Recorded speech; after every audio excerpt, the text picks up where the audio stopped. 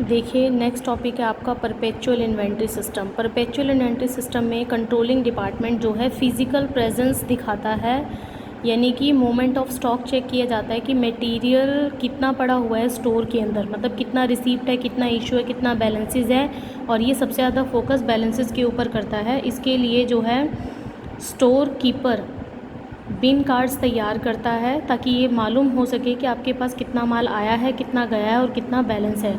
उसी तरह से स्टोर अकाउंटेंट स्टोर लेज़र तैयार करता है और आपस में दोनों का मैचअप किया जाता है कि बैलेंसेस ठीक है या नहीं। तो स्टॉक वेरिफिकेशन के जो बैलेंसेस हैं वो फिज़िकल प्रेजेंस से चेक किए जाते हैं, यानी कि बिन कार्ड और स्टोर लेज़र को आपस में मैच करके, या फिर फिज़िकल स्टॉक वेरिफिकेशन की जाती है। बिन कार्ड और स्टोर लेज़र का मैचअप क्या होता है कि दोनों की एंट्री स्टोर में साथ साथ की जाती है और दोनों की मैचिंग अगर आपस में हो जाती है तो लास्ट में बैलेंसेस सही शो होते हैं।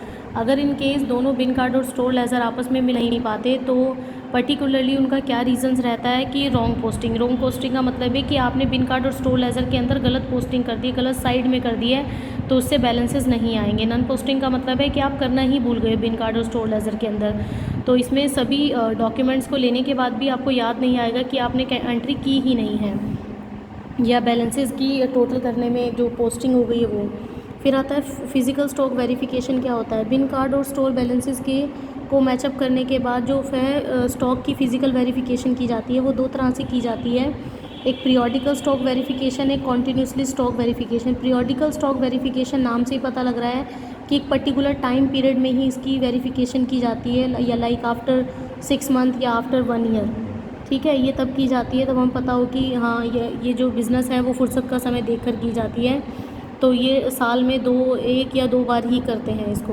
कॉन्टीन्यूसली का मतलब है लाइफ टाइम जब तक बिज़नेस चल रहा है वो 2 महीने बाद, 1 महीने बाद कभी भी आ सकते हैं। तो इसमें जो है वर्कर भी थोड़ा सा स्ट्रिक्ट हो जाते हैं। वर्कर को ये पता होता है कि हमने काम सही तरीके से करना, वरना हमारी चोरी जो है पकड़ी जाएगी। तो कॉन्टीन्यूसली जांच करने को ही हम कॉन्टीन्यूसली स्टॉक वेरिफिकेशन कहते हैं। इसमें जो कम रेट की हैवी गुड्स होती हैं उनको 1 या 2 बार ही चेक किया जाता है। इसके एडवांटेजेस ये है कि इसमें स्टॉक का लेखा बिल्कुल लास्ट में किया जाता है और मिनिमम और मैक्सिमम स्टॉक को ध्यान में रखा जाता है ताकि ये पता लगा सके कि कौन लिमिट के क्रॉस में जा रहा है। और जो स्टॉक ख़त्म हो गया है रीऑर्डर पॉइंट का ही पता लग जाता है ताकि आपका बिल्कुल जो बिज़नेस है वो बंद ना हो जाए। और फिज़िकल स्टॉक वेरिफिकेशन की जाती है। फिज़िकल स्टॉक वेरिफिकेशन करने से स्टॉक के लॉसेस होने के चांसेस कम हो जाते हैं और बिन कार्ड और स्टोर लेज़र का आपस में मिलान किया जाता है ताकि रिसीप्ट्स को ठीक किया जा सके। और कैलकुलेशन करते हुए रीऑर्डर पॉइंट का ध्यान रखा जाता है और जो भी मिस्टेक्स पाई जाती है उनको रिवाइज़ नहीं करना, उनको एफर्ट्स करने की वो कम से कम हो जाए। और यदि कोई स्टॉक आपका पुराना पड़ गया है, ख़राब हो गया है, तो उसे नॉलेज में लेने के बाद उनके नुकसान से बचा जा सकता है। जो घटिया किस्म का स्टॉक होता है उसे लास्ट में सेल कर दिया जाता है। और अंतिम स्टॉक के शेष होने से अंतिम खाते शीघ्र तैयार हो जाते हैं। लो टर्नओवर वाला स्टॉक अगर मालूम हो जाए तो इन फ्यूचर से कम रेट में ख़रीदा जा सकता है। और स्टॉक की सारी इन्फॉर्मेशन होने के बाद उसका इंश्योरेंस करवाना भी ज़रूरी होता है। ये था आपका परपेचुअल इन्वेंट्री सिस्टम।